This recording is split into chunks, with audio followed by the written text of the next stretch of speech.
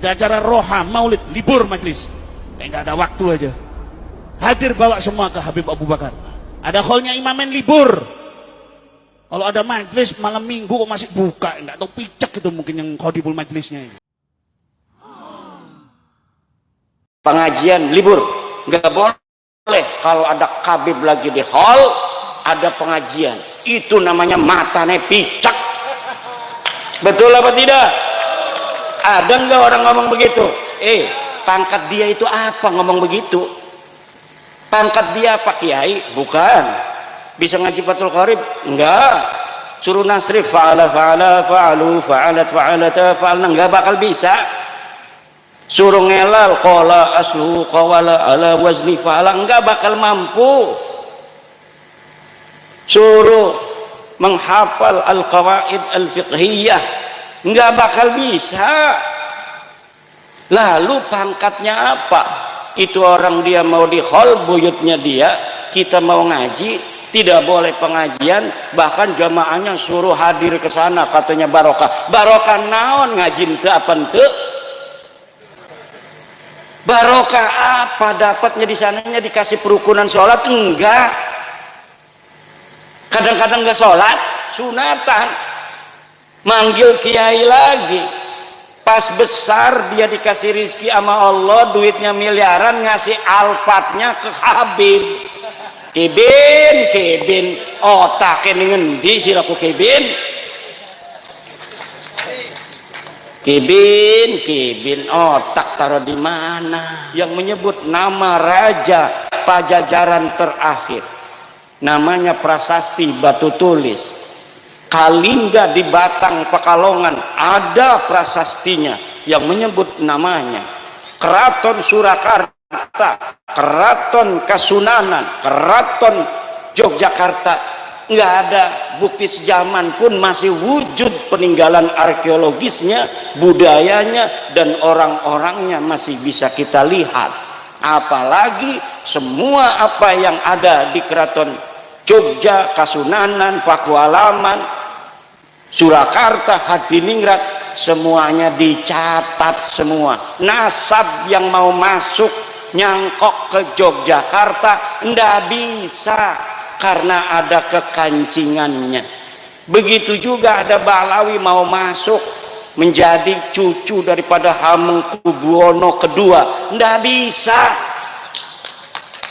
Ada yang ngaku Balawi cucunya Hamengkubuwono, katanya punya istri anaknya Hamengkubuwono, punya mertua Hamengkubuwono, dan lain sebagainya. Kemudian kuburannya, kuburan panglima perang daripada Yogyakarta, dirubah namanya jadi Baklawi. Kanjeng Raden Tumenggung Sumodiningrat adanya di Bantul Pleret.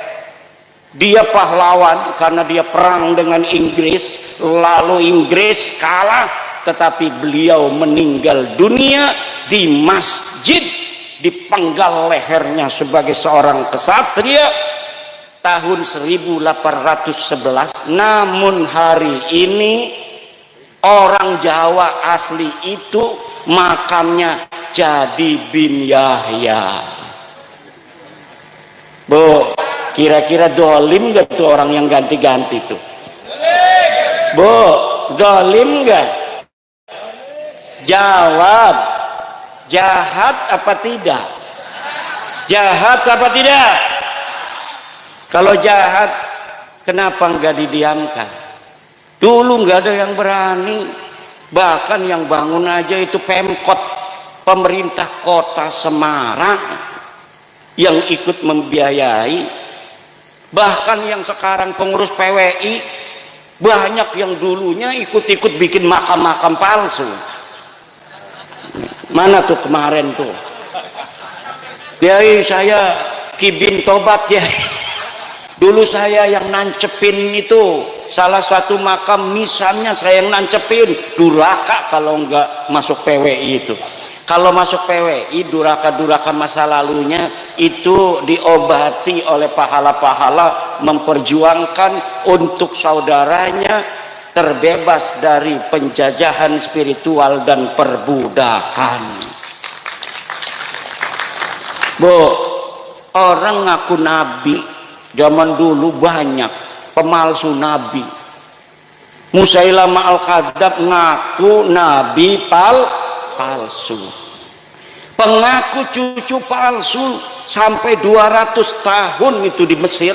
Ada orang namanya Maimun al-Qaddah, dia ngaku cucu nabi, kemudian diberantas setelah 200 tahun. Dia jadi aku sebagai cucu nabi itu karena orang jadi segan. Yang nggak benar keluarga besar dia dan keturunannya. Ada yang minuman, ada yang memperkosa, ada yang sodomi. Kemudian Allah utus di zaman itu seorang yang bernama Salahuddin Al-Ayyubi.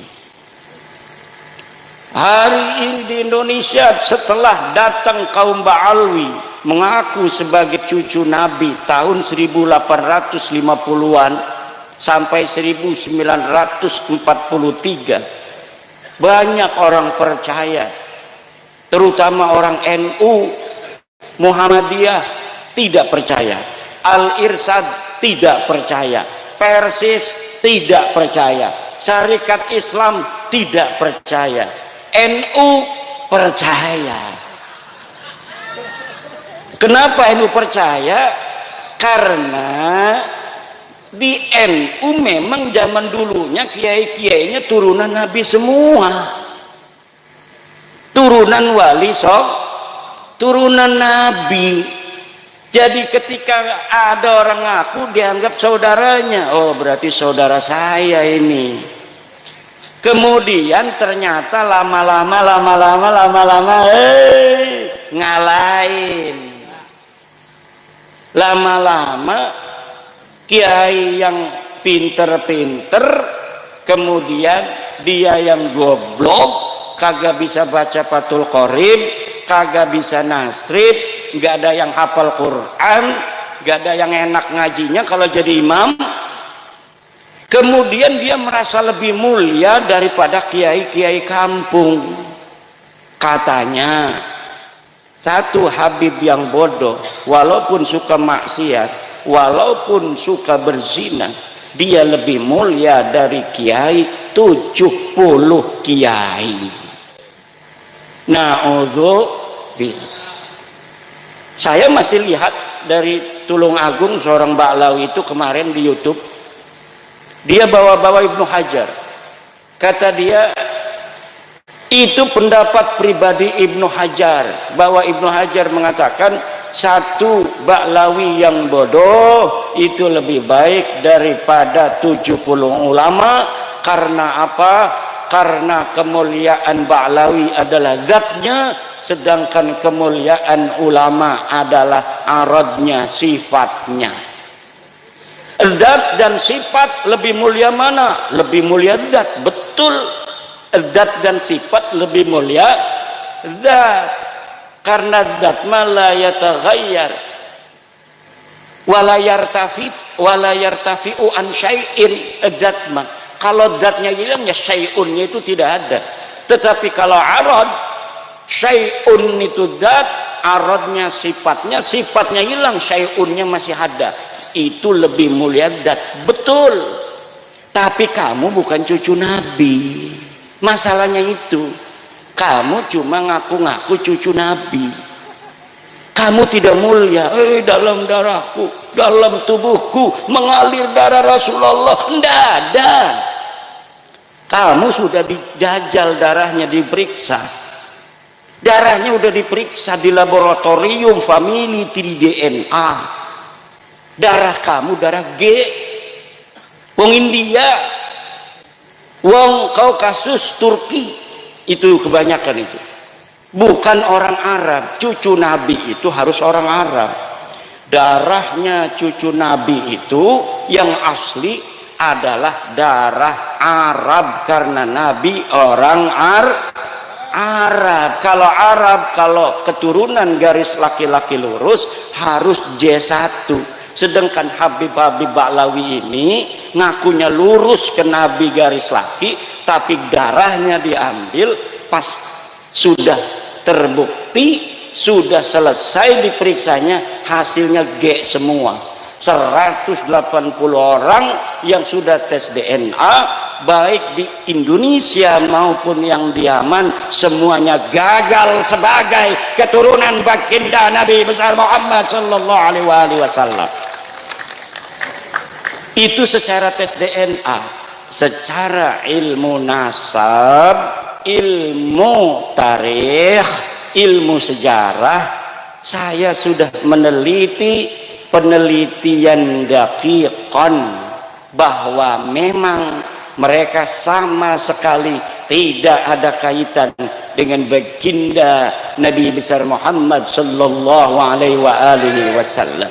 Man huwa badrun, man huwa syamsun, man huwa nurun fawqa nurin, man huwa iksiru wa ghali, man huwa misbahus suduri. Nabiyuna wa maulana Muhammad tidak ada kaitan sama sekali dengan Ba'alwi, tidak ada kaitan nasab apa-apa dengan Ba'alwi. Para habib-habib yang mengutus cucunya itu tidak ada, hanya mengaku saja. Lah kalau mengaku kita aja semua mengaku, siapa kek cucunya Jokowi kek, siapa aja bisa ngaku, betul apa tidak? Soekarno meninggal 1970, kita ngaku saya cucunya Soekarno, pantes. Wong Soekarno masih punya cucu, paling punya buyut, jangga paling kan. Orang yang ngaku cucunya Soekarno, anaknya Mega, Puan. Mbak Puan umurnya kayak Kiai Ansori. Jadi Kiai Ansori mengaku cucunya Soekarno, wajar. Dari anak siapa Kiai Ansori? Dari ibu yang tidak diketahui. Ya. Itu bapak-bapak, ibu-ibu. Kenapa dulu katanya kan banyak yang ngomong Kiai-Kiai Kibin tuh yang Kiai-Kiai Kibin. Kiai mah dulu Syekh Hasyim Asy'ari meneng-meneng baik. Kiai Hasyim Asy'ari enggak ngomong balawi batal. Kalau pengakuan itu la yata'allaku bimanfaatin, itu enggak ada masalah, enggak ada soal. Karena dulu mungkin Ba'alwi yang ditemui Mbah Hasyim itu masih malu-malu. Enggak ada yang dawir-dawir minta-minta duit, minta-minta kambing. Kalau lagi haulan dia pengen dikirim kambing 1 truk, betul apa tidak? Tadi tuh saya sebelum datang ke sini ada mantan kibin ngomong, kalau biasanya kalau haulan itu di sana itu bawanya dari sini 1 truk kambing, dapat nyari-nyari katanya. Panitianya dia dibawa ke sana tuh. Itu mantan kibin tuh. Kadang-kadang untuk masjid sendiri susah, betul? Kadang-kadang kiai kita yang sejak kita dalam kandungan sudah mendoakan kita, ketika kita 4 bulan kita panggil kiai, doain kiai. Betul apa tidak? Di sini ada enggak 4 bulanan? 4 bulanan hamil istri kita panggil kiai, suruh ngedoain anak kita yang ada dalam perut. Kemudian ketika 7 bulan kita manggil kiai lagi, suruh ngedoa lagi, diamplopin paling 5.000 10.000. Kemudian ketika lahir manggil lagi kiai lagi, namanya nyuguh tamu, doa lagi. Nanti dapat 7 hari manggil lagi, suruh nyukur rambut, doa lagi kiai itu. Kemudian sunatan, manggil kiai lagi. Pas besar dia dikasih rizki sama Allah, duitnya miliaran, ngasih alfatnya ke Habib. Kibin otaknya ngendi sih laku kibin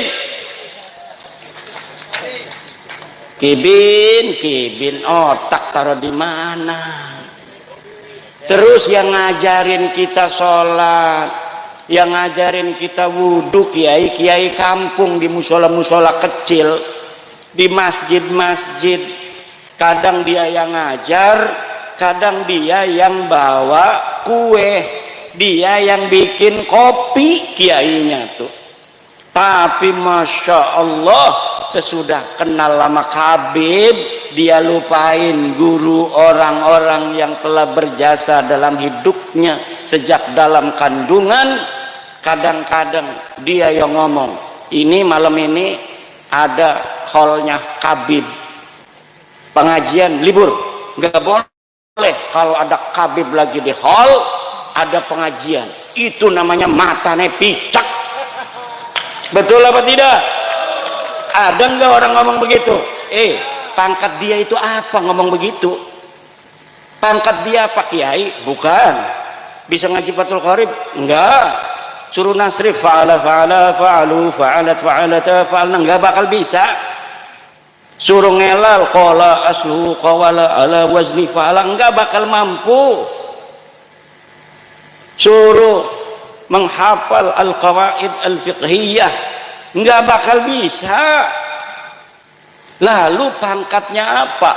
Itu orang dia mau di hall buyutnya dia, kita mau ngaji, tidak boleh pengajian, bahkan jamaahnya suruh hadir ke sana, katanya barokah. Barokah naon ngaji ente apa ente? Barokah apa dapatnya di sananya? Dikasih perukunan sholat? Enggak. Kadang-kadang nggak sholat, betul apa tidak? Kadang-kadang kumpul sholat maka agak, jangan betul-betul tuh dekat keraton masih ada.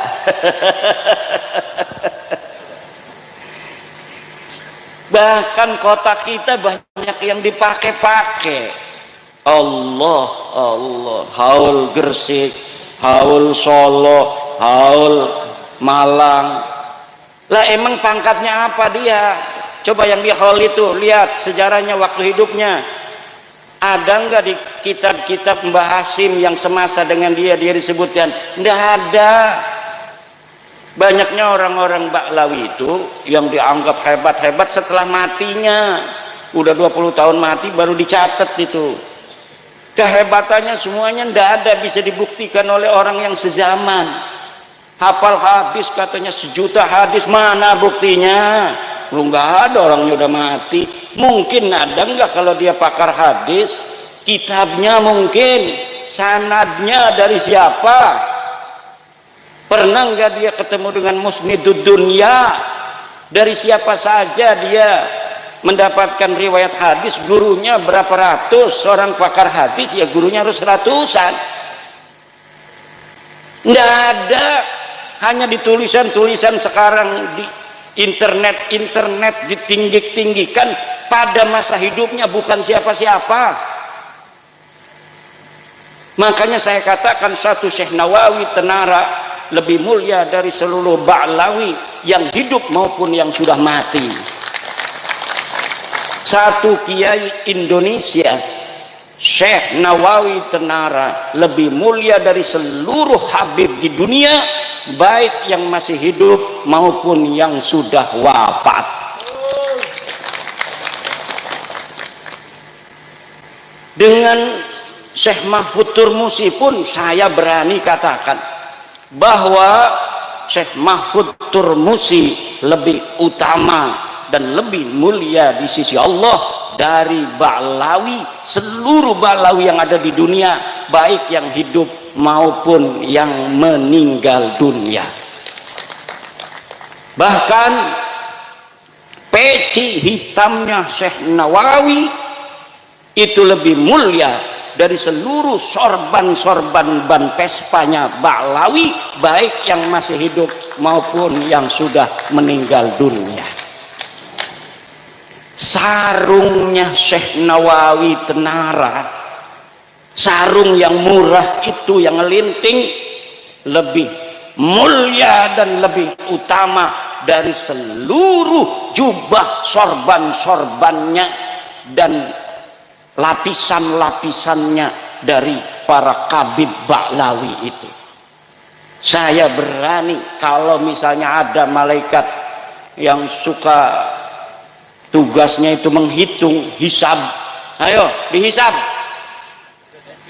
Dia suka membanding-bandingkan, makanya saya banding-bandingkan sekarang. Mereka itu sukanya membanding-bandingkan. Sayyidina Syekh Abdul Qadir Jailani dibandingin dengan Abdul Al-Haddad, dengan Faqih Muqaddam.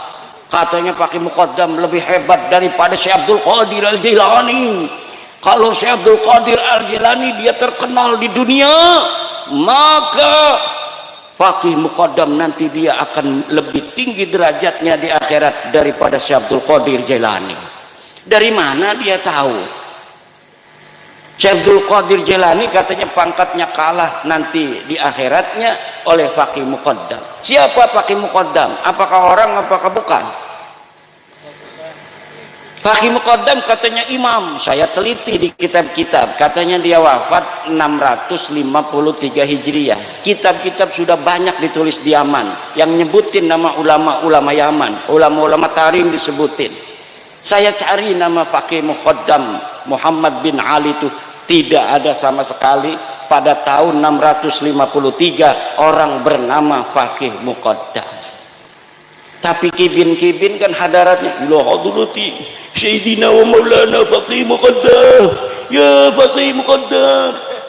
Faqih Muqaddam dipanggil nggak ada kok. Saya bisa membuktikan dia tidak ada. Saya nggak bakal berani ngomong begini kalau saya tidak bisa membuktikan bahwa Faqih Muqaddam tidak ada pada masanya. Tidak ada. Lalu gimana tuh kiai kok bisa ada? Ya Sangkuriang tahu? Sangkuriang, Superman, tahu? Batman, Gundala, nggak ada orangnya.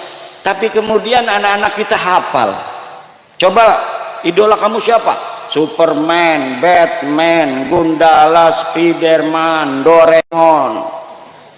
Kalau dulu Sangkuriang, Kamandanu, Angling Dharma, tak kayak tadi Angling Dharma tuh, itu belum ditemukan bukti sezaman. Saya baca dalam sejarah Bojonegoro, kalau Bojonegoro di Banten, di Bojonegoro, bahwa para pakar-pakar Bojonegoro belum menemukan bukti sezaman betulkah dulu di Bojonegoro ini ada Angling Dharma. Tetapi itu adalah sebuah kekayaan kebudayaan daripada Bojonegoro. Sama seperti di daerah Jawa Barat dikenal dengan nama Sangkuriang. Dikenal dengan nama di sana siapa lagi itu tokoh-tokoh yang diciptakan dalam versi kebudayaan untuk menjadi inspirasi bagi anak-anak muda pada zamannya. Itu banyak sekali diciptakan tokoh, dan tokoh-tokoh semacam itu lalu kemudian ada yang ngaku-ngaku keturunannya. Orangnya diciptakan, sekarang orang ada yang ngaku turunan Superman. Saya masih turunan Superman. Mengenai Arjuno, apakah betul Arjuna punya anak namanya Parikesit? Betul, dalam dunia kebudayaan, pewayangan, Parikesit mempunyai anak namanya Abimanyu. Abimanyu mempunyai anak namanya Yudhoyono. Saya tahu Yudhoyono, presiden dulu. Kemudian Yudhoyono punya anak namanya Grendoyono. Grendoyono nama Pramesti. Pramesti punya anak namanya Angling Dharma. Adanya di Kali Tidu. Itu legendanya. Perlu untuk bukti sezaman untuk diyakinkan bahwa betul Angling Dharma pernah ada di Kali Tidu. Faqih Muqaddam membutuhkan itu sudah 3 tahun dicari, nggak ketemu. Ada yang dikirim dikasih duit ke Turki, ada yang dikasih duit ke Madinah, ada yang dikasih duit ke Irak, ada yang dikasih duit ke Yaman untuk mencari bukti bahwa Faqih Muqaddam pernah ada di masa lalu. Tidak ada yang mampu mendapatkannya dan tidak akan pernah ada. Kenapa? Karena saya sudah secara badihian jalian bahwa Nasab Ba'lawi ini diakuinya baru di abad 9 Hijriah, 895 Hijriah. Di tahun 895 Hijriah ada seorang Ba'lawi namanya Ali As-Sakran, nyatet bin-binnya dia. Katanya dia namanya Ali, punya abah namanya Abu Bakar. Abu Bakar punya abah namanya Abdurrahman. Abdurrahman ini orang bener nih, masih 3 nih orang bener nih. Nah, dari Abdurrahman ke atas ini dia nggak hafal, tulis-tulis saja sampai nama cucu Nabi yang namanya Ahmad bin Isa yang ada di abad keempat Hijriah, 345 Hijriah, memerlukan 13 nama ke situ, dikarang aja. Abdurrahman bin Muhammad bin Ali bin Alwi bin Faqih Ali bin Faqih Muqaddam bin Ali bin Muhammad Sahib Birbat bin Ali Qali Qosam bin Muhammad bin Alwi bin Muhammad bin Alwi bin Ubaid bin Ahmad bin Isa. Ya, saya cari kalau Ahmad bin Isa ini benar cucu Nabi. Ada di dalam kitab Tahdhibul Ansar, ada di dalam kitab Al-Mazdi Ahmad bin Isa, ada di dalam kitab Muntaqilatut Talibiyah, ada dalam kitab Asy-Syajarah Al-Mubarakah karangan Imam Fakhrur Razi, ada dalam karangan kitab Al-Asili karangan Al-Marwazi, karangan At-Taqi, ada dalam kitab Al-Fahri Al-Marwazi, ada dalam As-Sabatul Musal, ada di dalam kitab apa namanya itu Umdatut Talib di abad ke-9 awal. Ahmad bin Isa sahih sebagai cucu Nabi, anak-anaknya 3, ditulis dalam kitab-kitab itu mulai abad ke-5 Hijriah, ditulis anaknya itu 1 Muhammad, 2 Ali, 3 Husain, tidak ada anak bernama Ubaid. Leluhurnya Khabib ini namanya katanya Ubaid. Katanya anak Ahmad bin Isa cucu Nabi. Dilihat di dalam kitab-kitab masa lalu yang hari ini masih ada dicetak. Karena kitab masa lalu itu punya Imam Syafi'i itu tahun 150 Hijriah Imam Syafi'i lahir, beliau wafat 205 Hijriah, kitabnya masih ada sampai hari ini. Begitu pula kitab-kitab nasab, banyak. Kitab nasab itu yang saya ambil hanya beberapa, paling 30 yang saya sebut di dalam kitab. Kenapa? Karena itu yang menyebut Ahmad bin Isa. Yang lain itu keluarga lain, jadi nggak perlu untuk saya sebutkan. Kalau disebutin semua 200 kitab nasab dan sejarah bapak-bapak dan ibu-ibu, yang semuanya memperkuat dan membatalkan nasab Habib sebagai keturunan Nabi. Lalu mereka marah-marah sama saya, nggak mau nerima. Ini fitnah, hasud, iri, dengki, punya kebencian pada turunan Nabi. Kebencian turunan Nabi siapa? Saya turunan Nabi. Mana buktinya? Nggak perlu bukti, husnudon aja. Nggak mau husnudon mah. Nanti kamu minta uang sama saya. Kalau kita husnudon dimintain duit. Tapi kalau sudah kelihatan dia pakai kaos PWI nggak berani. Jadi orang-orang yang paling merdeka sekarang di Indonesia ini orang yang pakai kaos PWI. Nggak bakal gitu. Misalnya nih perempuan-perempuan, hei se-Indonesia bikin jilbab yang ada lambang PWI, lambang Gunung Jawa itu. Insya Allah selamat daripada kezaliman Ba'lawi. Atau di depannya kan biasa kayak OSIS itu kan, sekarang gambarnya PWI. Wah, selamat. Mau kan sekarang tuh di Jepara ada kayak apa ya, kayak mania 31 anak perempuan diperkosa sama Syafiq Al-Habsyi. Khabib 31 anak perempuan diperkosa baru tahun 2025 ini, masih beberapa hari yang lalu. Tapi sudah saya masukkan dalam kitab saya, dan kitab saya sudah dicetak, kitab baru, judulnya Minhajun Nasabin fi Ibtali Nasabi Ba'lawi Al-Multasik lil Alawiyin. Itu bisa di-download juga, gratis download kitab saya itu. Kalau orang ngarang kitab itu nggak mau ditaruh di internet, kenapa? Nggak dapat untung. Kalau saya setiap ngarang kitab, terutama kitab nasab ini, hari itu saya tabyin, hari itu saya share gratis. Begitu. Untuk apa? Karena tujuan saya ngarang bukan cari duit. Alhamdulillah Allah sudah kasih saya rizki, tapi untuk memberi pencerahan kepada saudara-saudara saya. Kenapa? Karena saya mantan kibin juga. Kibin semua ini, banyaknya kibin semua. Pengurus PWI ini banyaknya kibin-kibin. Pekalongan, tanya kenal saya enggak? Saya dulu kalau ngobrol di rumahnya itu ya di atas, yang ada neng nong neng nong neng nong neng nong, originnya itu. Sekarang alhamdulillah bebas merdeka. Orang yang merdeka, dirinya diberi kekuatan oleh Allah, tidak mudah ditipu, tidak mudah diperdaya.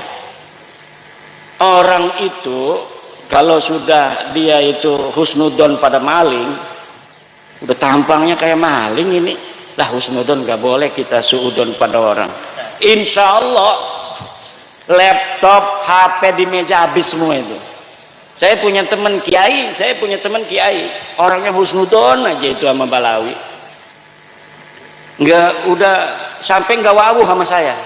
Tahu nggak wawuh? Ini sekarang ini nggak wawuh sama saya gara-gara saya batalin nasab Balawi nih. Karena dia masih jadi kibin. Kemudian dia cerita, namanya sama temen, kalau ada musibah cerita. Yai katanya, ada tuh yang biasa datang tuh sama kita. Biasanya ke dia datang, ke saya datang gitu. Terus itu saya ngobrol kan kalau di meja, ada HP, ada laptop. Terus ya biasa kan dia kalau mau apa namanya pergi diamplopin, saya ambil luang, diamplopin. Pas saya kembali, HP dan laptop saya nggak ada. Terus saya nanya sama dia, Bib, katanya ini laptop sama HP saya mana? Oh, enggak ada, dari tadi enggak ada, itu namanya laptop dan namanya PHP. Ada, Bib, tadi di sini enggak ada. Kamu salah katanya. Dia penasaran karena rumahnya pakai CCTV, kiai banyak duit dia. Ada CCTV-nya. Dia lihat di kamar. Teng, CCTV-nya. Bener itu dimasukin ke tasnya. HP-nya, laptopnya dimasukin ke, dan dia tidak punya malu. Na'udzubillah. Tapi kalau sudah pakai kaos PWI LS, selamat sentosa, karena kita bisa masuk apa ada amar ma'ruf nahi mungkar awamirillah wajtinabu nawahihi, masuk surga. Jangan mau ditakut-takutin. Kalau nggak cinta sama aneh, cinta sama keluarga Belawi, maka ente tidak akan masuk surga karena tidak akan dapat syafaat dari Injil aneh Nabi Muhammad. Sebenarnya dia juga nggak yakin itu dia cucunya Nabi Muhammad itu. Sekarang itu dia nggak yakin orang dia udah tes DNA, bukan kok. Tapi si Kibin ini aja yang masih yakin orangnya aja udah nggak yakin. Kibinnya masih yakin. Kibin susah jadi Kibin itu. Kibin kapan tobatnya? Nah, kita doakan. Kita bukan kebencian. Kalau mereka yang ngaku-ngaku turunan Nabi itu tidak ada kaitan dengan kezaliman dari pengakuannya, biarin aja. Gak bakal ini ada ribut-ribut begini. Ada orang yang penasaran seperti saya bahwa dia bukan cucu Nabi. Gak mungkin, kalau mereka semuanya baik-baik semua. Ngaku turunan Nabi misalnya, setiap punya uang ketemu orang dia kasih 100.000, ada ketemu lagi 100.000, ketemu lagi, itu mengangkat nama Nabi Muhammad. Ya Allah, dasar cucunya Nabi, ketemu orang ngasih duang, sepasar uang dibagi semua sama dia. Masya Allah, Nabi Muhammad terima kasih, kau telah membawa cerah keimanan kepada kami, engkau juga menurunkan keturunan-keturunan yang mulia yang bagi-bagi duit terus pada kami, begitu walaupun palsu dia. Betul apa tidak? Mengangkat harkat martabat Nabi Muhammad SAW lebih tinggi lagi. Tapi kalau model-modelnya ngaku cucu Nabi nggak pernah sholat, katanya putra putri Fatimah nggak sholat juga dijamin masuk surga, kan malu-maluin Nabi Muhammad. Ngaku cucu Nabi, ada apem punya orang diambil aja. Allah, minum minuman keras, mabok, nyolong motor, dawir, nyolong apa namanya tuh akuarium, ada di Lampung nyolong akuarium, di Banyumas nyolong keramik 200 meter material. Dia bawa mobil losbak ngambilin keramik, bukannya bayar, bilang Habib Banu, emangnya ini material siapa? Dapat keramiknya bukan dapat beli apa? Enak amat membawa nama Rasulullah untuk hawa nafsunya dia. Ini adalah merendahkan harkat martabat Rasulullah. Wajib bagi kita untuk menjaga kemuliaan Rasulullah dengan membongkar kepalsuan nasab orang-orang yang mengaku sebagai cucu Nabi, kemudian menggunakan pengakuan itu untuk berbuat zalim dan merendahkan harkat martabat Nabi. Setuju Bu? Asyhadu anna Ba'lawi Habib laisu min dzurriyyati Rasulillah. Merdeka. Udah merdeka itu, insya Allah. Lebih merdeka lagi kalau ada lambang PWI di rumahnya. Ini lambang Nahdlatul Ulama di atas, karena PWI anaknya Nahdlatul Ulama. Di bawahnya lambang PWI LS. Insya Allah ada Kabib masuk, masya Allah. Langsung nggak mau dia. Nanti kiai-kiai, ada apa Beb? Mau ngehol? Enggak Kiai, enggak Kiai, ini saya melihat bahwa Kiai ini akan masuk surga, saya permisi Kiai, assalamualaikum, gitu doang paling juga. Kalau sudah ngelihat ada gambar PWI atau foto saya, kalau belum punya gambar PWI, foto saya aja dipasang, jangan fotonya Gus Yahya. Nanti kalau fotonya Gus Yahya ada Habib masuk, ini husnudon, ini husnudon nih, alhamdulillah nih. Kalau yang husnudon kan masih bisa dibohongin, ini husnudon. Saya kirimin itu, saya pernah ngomong begini di Lampung, videonya saya potong, saya kirimin ke Gus Yahya, ketawa kali dia di sana. Kalau yang ada foto saya, insya Allah nggak berani. Itu para habaib itu dawir lagi. Tapi kalau ada foto Gus Yahya, wah ini babul husnudon, ini bab husnudon ini.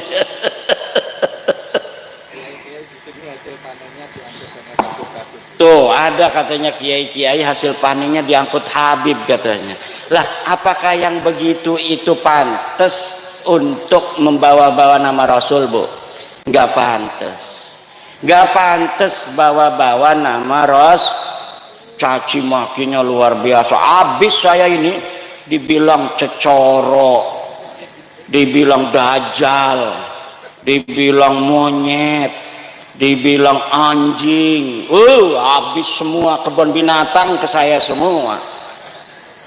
Nggak tahu kalau yang dihadapin ini adalah putra wayah Nusantara.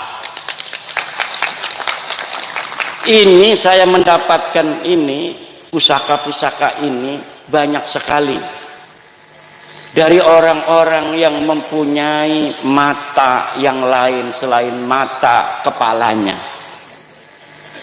Bahkan ketika capres, saya akan lihat-lihat Pak Jokowi.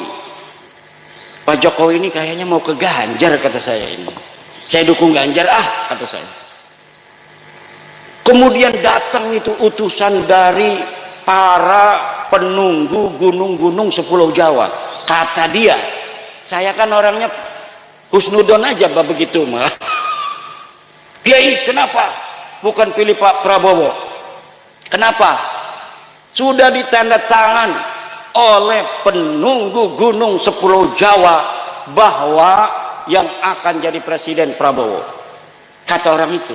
Terus, tapi para penunggu gunung-gunung sejawa sedang cinta sama Kiai Imad. Kalau Kiai Imad nggak berubah, maka tanda tangannya yang akan diberubah, yang didukung Kiai Imad yang akan menang. Sampai begitu. Kata saya, ada syaratnya enggak? Ada syaratnya. Syaratnya 3. 1 ini, 2 ini, 3 ini. Kalau ini tidak, maka yang jadi presiden Prabowo. Ya, kita ini kan orang pekih. Orang pekih itu berdasar hadasiyah. Hadas itu berdasarkan dalil aja, mana buktinya. Tetapi pada waktu itu saya ngikutin aja. Syaratnya saya penuhi. Yang 2, yang 1 tidak bisa dipenuhi oleh teman saya. Akhirnya ia tidak bisa dirubah. Prabowo tetap jadi presiden, harus kita dukung sampai 5 tahun, karena Bapak Prabowo yang dipilih oleh para penjaga Nusantara. Wah, ini halu nih Kiai Imad. Ya, ini malah lagi cerita halu dulu. Karena apa? Cerita-cerita dalil-dalil kan udah selesai. Balawi udah pik, bukan cucu Nabi. Dia nggak bisa lagi bawa dalil, nggak bisa dia. Udah ditantang-tantangin tuh sama orang-orang. Berani nggak debat dengan Kiai Imad? Melempem baik. Yang suruh di depan itu orang-orang kayak Kori itu yang macam-macam. Kalau ada acara begini bikin kerusuhan, paling begitu doang, lama-lama ditangkap polisi juga tuh orang begitu. Lama-lama ditangkap polisi. Kenapa? Karena dia mengganggu acara orang lain. Pengajian itu dilindungi undang-undang, dia ganggu. Kalau polisi kesel itu bisa ditangkap itu Pak Kori itu. Orang lagi ngaji Gus Abbas kemarin disuruh pulang, dilempar-lemparin. Itu kalau polisi sudah kesel orang-orang begitu, ditangkepin karena sudah melanggar undang-undang Indonesia. Ibu bapak hadirin ma'asyiral muslimin rahimakumullah, itu intinya Bu ya. Ibu ini keturunan ke atas orang mulia-mulia Bu. Jangan rendah diri kepada orang-orang begituan. Mereka bukan siapa-siapa. Mereka tidak lebih mulia daripada kudungnya ibu-ibu. PWILS punya kaos yang keringetan itu lebih mulia dari seluruh jubahnya para Ba'lawi. Lebih mulia orang-orang Nusantara, orangnya jujur, sopan santun, nggak enakan sama orang. Orang-orang begitu itu berpahala. Kiai tadi, Kiai itu, Kiai Ibrahim nih, biasanya kalau bukan acara begini, mimpin tahlilnya panjang. Saya tahu kenapa Kiai kita itu begitu nggak enakan. Ini lagi acaranya banyakan orang, udahlah yang cepat aja supaya kebagian waktunya, supaya nih dari Banten tamu kita ngomongnya banyak. Saya berharap baca dzikirnya banyak supaya saya ngomongnya sebentar. Ternyata ma'rifatullah orangnya itu nggak enakan. Itulah orang Jawa. Orang Jawa itu nggak enakan. Aslinya orang Jawa itu nggak biasa nyaci orang. Kita ini sekarang-sekarang nih ngomong-ngomong kejelekan begini karena harus dilawan. Cangkem elek ya dibalas cangkem elek. Kalau cangkem elek dibalasnya husnudon, habis kita. Makam-makam sudah diganti semua, wali-wali kita sudah kalah semua. Gresik itu kan Sunan Giri, Sunan Gresik, Sunan siapa lagi tuh di Giri banyak. Sekarang yang besar itu Balawi. Kapan datangnya dia? Tahun 1900. Ngapain aja dulu? Ya ngajar ngaji. Lah ngajar ngaji mak kiai juga semua ngajar ngaji. Lah ngajar ngaji doang. Perang kagak? Kagak. Mati di medan perang kagak? Kagak. Lalu hebatnya apa? Ya hebatnya dibesar-besarin. Nih Ki Ageng Purwo juga bisa aja kita bikin YouTube, 20 YouTube Ki Ageng Purwo Waliullah. Kalau malam Jumat ada jam 8 itu ada di Bojonegoro. Tapi kalau jam 12 itu sudah ada di Arash. Allah. Itu 2 tahun aja begitu. Udah orang percaya. Pekalongan bikin YouTube-nya banyak, karomah para wali, lihat itu banyak itu. Dia bisa jalan di air, udah 4 tahun jalan di air. Ada ulama-ulama jin datang segala macem, banyak bikin YouTube, bikin konten kreator, keramat-keramat supaya dianggap rajanya para wali. Kenapa sih Allah kok yang bohong-bohong begitu tapi dibiarkan aja? Ya begitulah cara kerjanya Allah Subhanahu wa taala untuk melihat mana sih hati-hati yang begitu waspada, mana yang mudah dibohongin.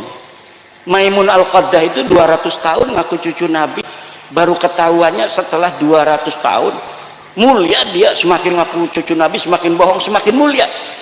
Anaknya jadi raja lagi, cucunya jadi raja lagi, buyutnya jadi raja lagi selama 200 tahun. Tapi kebohongan tetap kebohongan. Ulama bangkit di bawah pimpinan Salahuddin Al-Ayyubi. Dulu Salahuddin Al-Ayyubi ini hanya seorang panglima perang dari Imaduddin Zangki. Jangan sembarangan, ini pimpinannya namanya Imaduddin. Imaduddin Zangki punya anak namanya Nuruddin Zangki, tapi belum berhasil. Berhasil pada saat siapa? Salahuddin Al-Ayyubi yang memimpin. Saya namanya Imaduddin, adik saya Nuruddin meninggal dunia. Nisan saya Salahuddin, lengkap semua itu ada. Kalau Ansori ini nggak pakai din.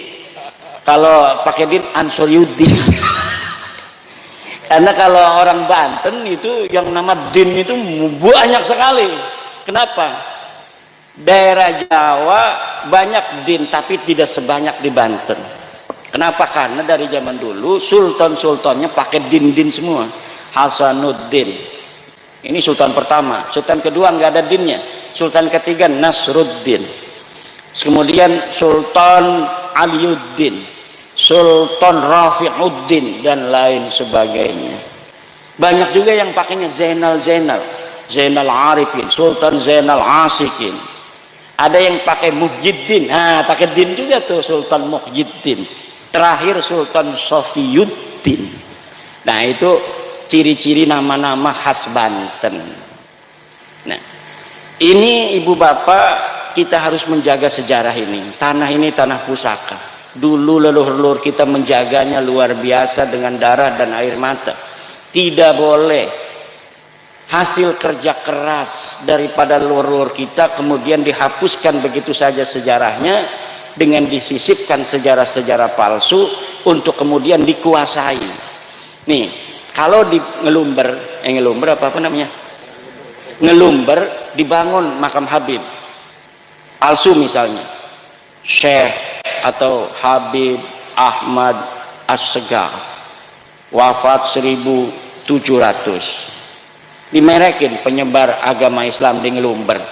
Walaupun hanya sederhana begitu, lama-lama kiai-kiai kita yang dulu ngaji di Mbah Hasim, ngaji di Mbah Khalil, hilang semua peran-perannya bahwa ini yang betul-betul menyebarkan Islam. Nanti lama-lama ada anak KKN di IAIN, orang Ngelumber kuliah di IAIN, coba kamu ada makam keramat apa di desa kamu, tulis skripsi di situ. Wah, ini Yang lain kan kiai-kiai kita makamnya nggak mau digede-gedein, dikeramat-keramatin, itu biasa-biasa aja. Akhirnya dia taunya yang palsu ini. Sejarah masuknya Islam di Ngelumber oleh Habib Ahmad As-Segaf tahun 1700, padahal bohong. Itu yang akan terjadi. Kenapa? Cara untuk menghancurkan bangsa dan menguasainya, pertama rubah sejarahnya, lalu hapus sejarah dan hubungan mereka dengan leluhurnya. Seakan-akan mereka hanya tahu mereka orang-orang budak, orang-orang awam yang mudah untuk ditundukkan. Satu generasi itu semua bangsawan-bangsawannya akan menjadi kambing. Generasi ketiganya sudah akan menjadi bebek. Itu orang Eropa yang nulis begitu. Jadi para politisi Eropa itu cara dulu menjajah bangsa Indonesia, Malaysia, terus di Yaman, segala macam itu caranya dia kuasai secara ekonomi, kekuatan militer, agar dia selamat menjajah di situ ratusan tahun. Sedikit demi sedikit bangsawannya ditundukkan dengan sejarah palsu. Nah, kemudian diciptakan sejarah ini, disiapkan. Ketika masih hidup ini bangsawan pertama, pastikan dia akan melawan. Ini diumpetin dulu bukunya. Kalau sudah mati semua satu generasi, generasi kedua anaknya ini dikasih sejarah ini. Ini kan ditulis ketika ayah kamu hidup. Ketika ayah kamu hidup, ayah kamu kan nggak ngomong apa-apa. Setuju berarti dengan kitab ini, padahal ayahnya itu nggak tahu kitab itu. Kayak sekarang Mbah Hasim. Mbah Hasim dibawa terus kan. Dulu Mbah Hasim diam saja dengan Balawi. Nggak ada Mbah Hasim ngomong bahwa Balawi bukan cucu Nabi. Padahal memang nggak ada urusannya Mbah Hasim dengan nasab Balawi itu. Karena dulu nggak ada yang ngaku-ngaku kami cucu Nabi, di dalam tubuh kami ada darah Rasulullah. Zaman Mbah Hasim nggak ada yang begitu. Semuanya cium tangan sama Mbah Hasim. Semuanya di kakinya Mbah Hasim semua itu para habaib. Sekarang aja kiai-kiai kita nyium kakinya habaib. Dulu mereka yang nyium kakinya Mbah Hasim. Dulu mereka yang nyium kakinya Mbah Khalil Bangkalan. Dulu mereka yang ngemis-ngemis kepada Syekh Nawawi Tenara. Saya punya suratnya Utsman bin Yahya ngemis-ngemis pada Syekh Nawawi Tenara. Ngemis-ngemis. Pengen diberikan sebuah tanda tangan oleh Syekh Nawawi Tenara agar kitabnya bisa dicetak di Mekah Al-Mukarramah. Syekh Nawawi tidak mau. Kenapa? Nggak bermutu kitabnya. Kitabnya tidak bermutu. Nggak bisa kitab model begini dicetak di Mekah Al-Mukarramah. Nggak level punya kamu itu Utsman bin Yahya. Begitu. Lah kita lebih mulia dari kamu. Nyata sudah. Makanya kita orang Jawa yang lebih mulia ini jangan mau jadi anak buahnya orang hina dina kayak mereka. Mereka orang hina dina, kita orang mulia. Masa orang mulia jadi anak buahnya orang hina dina. Kita turunan para raja, kita turunan Raden Wijaya, kita turunan Hamengkubuwono, kita turunan sultan, kita turunan sunan-sunan, kita turunan daripada raja-raja Majapahit, Bojonegoro, Tuban, Wilatita. Nama besar semua. Orang Eropa dulu itu takut sama orang Indonesia. Kok sekarang kita mau tunduk pada orang-orang yang gak jelas asal usulnya? Tidak ada lagi. Sekarang zamannya adalah zaman kebangkitan kiai-kiai Nusantara, kiai-kiai kampung yang harus kita muliakan. Mereka lah yang mengajar kita Al-Quran. Mereka yang ngajar kita cara ngaji. Mereka yang ngajar kita bagaimana ibadah. Mereka yang ngajar kita bagaimana wudhu. Mereka lah yang mengajari kita tentang kehidupan. Maka kiai-kiai kampung lah yang harus kita muliakan dan harus kita tinggikan derajatnya. Assalamualaikum warahmatullahi wabarakatuh.